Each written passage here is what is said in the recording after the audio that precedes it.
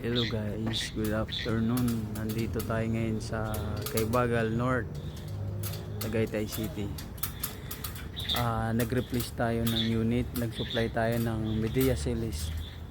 Medea 1.5 wall mounted inverter.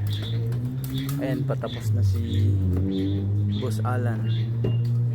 Si Boss Alan ang natin ngayon, installer.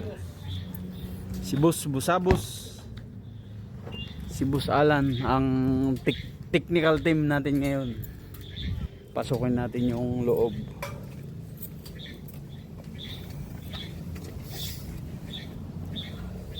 Dave, kaway Dave. Boss Paldo, sabi pa ni Kim. Pasok tayo sa loob. Oh, sinira niyo talaga. Diyan talaga dinaan. Ito yung drain. Ayun, inayos kasi Paano lang sir, kapalagdadahan na lang daw po na lang.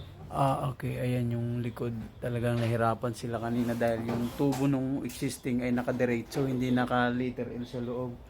Kaya mahirapan talaga magpalit. Ito tayo sa room. Uy. Anong nangyari dyan? Nirelocate nila. Ayan. Ilong po, ma'am.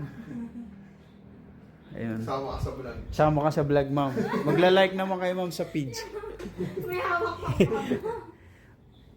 Ganun lang. Okay. Bye-bye.